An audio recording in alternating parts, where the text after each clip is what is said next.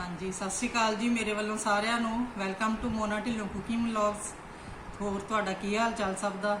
ਤੇ ਅੱਜ ਆਪਾਂ ਬਣਾਵਾਂਗੇ ਇੱਕ ਦੇਸੀ ਨੁਸਖਾ ਜਿਹੜਾ ਕਿ ਬਹੁਤ ਹੀ ਕਾਰਗਰ ਆ ਤੇ ਕਈਆਂ ਘਰਾਂ ਦੇ ਵਿੱਚ ਪ੍ਰੋਬਲਮ ਹੁੰਦੀ ਆ ਸਿਰ ਦਰਦ ਦੀ, ਨਜ਼ਲਾ, ਜ਼ੁਕਾਮ ਜਾਂ ਕੁਝ ਵੀ।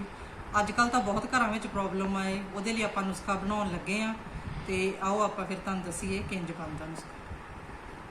ਹਾਂਜੀ, ਇਹਦੇ ਲਈ ਆਪਾਂ ਚਾਰ ਚੀਜ਼ਾਂ ਲਈਆਂ ਆ। 100 ਗ੍ਰਾਮ ਸੌਂਫ, 100 ग्राम ही खसखस, 100 ग्राम मिश्री। ये मिश्री जी आप धागे वाली लैनी है, यदि तसीर का दूजी मिश्री का फर्क होंगे। तो 100 ग्राम ही आप बदाम की गिरी, बहुत सौखा याद रखना, चारे चीज़ा 100-100 ग्राम। तो हुण आपां जिहड़ी हैगी आ सौंफ, उहनूं थोड़ा सिर्फ बाकी सौंफ नूं भुनना है, बाकी किसी चीज़ नूं नहीं भुनना। हाँ जी, सौंफ नूं आपां थोड़ा जिहा रोस्ट करना, मतलब जिस तरह कहंदे ना पंजाबी च कच्चा भुनना। ज़्यादा रोस्ट नहीं, रंग नहीं आपां बदलना, बस थोड़ा जिहा करना है 2 मिनट लिए। हाँ जी, सौंफ अपनी रोस्ट हो रही है। जे तुसी चाहो तो ये 50 ग्राम काली मिर्च भी पा सकते हो, नज़ले जुकाम वास्ते काली मिर्च भी। ये स्पैशल जी हैगी सिर पीड़ वास्ते, अद्धा सिर पीड़ या पूरा सिर पीड़, ठीक है। तो जे नज़ला जुकाम भी नाल ज़्यादा आ वो प्रॉब्लम है तो फिर 50 ग्राम काली मिर्च भी विच पाओ। हाँ जी, ये अपनी हो गई जी कच्ची भुन्नी। तो हुण आपां इहनूं ठंडी करके फिर पीसांगे। ये आपां एक प्लेट च कढ लांगे, इहनूं ठंडी करांगे। बस 2 मिनट ही मैं इहनूं भुन्निया है, चंगी तरह फैला दांगे। ये 5 मिनट च अपनी ठंडी हो जानी है। हाँ जी, ये आपां मिक्सी दे जार दे विच बदाम, खसखस ते मिश्री, ये आप 3 चीज़ां इकट्ठियां पीसनियां। सौंफ आप अड्ड पीसनी है जो ठंडी होगी, क्योंकि सौंफ नूं आपां बाद विच छानना भी है, ठीक है जी। हुण मैं तुहानूं पीस के दिखाउंदी हां। हाँ जी, ये पीस गई जी अपनी, दरदरा जिहा बन गया इहदा पाउडर, ठीक है। इन्नी ठीक है। ये हुण आपां सौंफ पीसांगे, इहनूं आपां कढ लैंदे हां।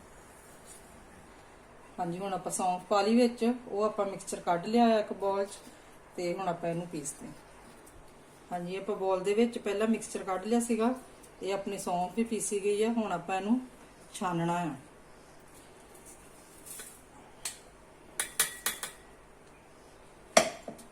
इहनूं आपां छान के तां पाउणा वा, कई वारी सौंफ दे जिहड़े ना छोटे छोटे तीले जे मूँह च वजदे, तां करके मूँह च ना वजन जदों खानी है।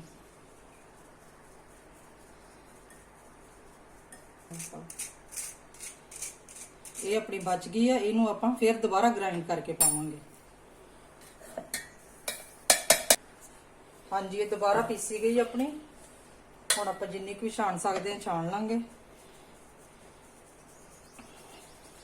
इनू मुड़ के सारे नू आपां मिक्स करके एक एयर टाइट कंटेनर च बंद करके रख लेना है, ठीक है जी। हाँ जी, ये छानी गई है। जिहड़ी ये बच गई है ये आपां चाह दे मसाले च यूज कर सकते हैं। इनू आपां सारे नू हुण मिक्स कर लांगे। जे तुहानूं मेरा चैनल वधिया लगदा है तो सबसक्राइब करना ना भुल्लिओ, कमेंट जरूर करिओ ते लाइक शेयर जरूर करिओ, ठीक है जी। जे तुहानूं रेसिपीज़ चंगियां लगदियां, जे नहीं चंगियां लगदियां तो फिर ना करिओ। इनू आपां चंगी तरह मिक्स कर लेना। हाँ जी, ये अपना मिक्स हो गया जी। ये बहुत ही टेस्टी भी है, ये नहीं टेस्टी नहीं है। जे मेडिसिन टाइप लेना आपां तो टेस्टी नहीं है, बहुत ज़्यादा टेस्टी है। इनू आपां रात नूं लेना आ, कोसे दुध नाल सौण लग्गिया 1 चम्मच रोजाना 1 महीने तक। बाद विच तुसीं थोड़ा अल्टरनेटिवली भी लै सकदे हो, बट लगातार 1 महीने तक लेना है। तो इहदे नाल तुहाडा सिर दर्द जिहड़ा पूरी तरह ठीक हो जाएगा, भावें अद्धे सिर दा दर्द आ भावें पूरे दा। हाँ जी, लो जी, फिर बन के तैयार है। तो होर भी अगे कईयां दसो जिन्हों भी प्रॉब्लम हैगी है सिर दर्द की जां नज़ला जुकाम की, ठीक है जी। ओके जी, बाय, सदा खुश रहो।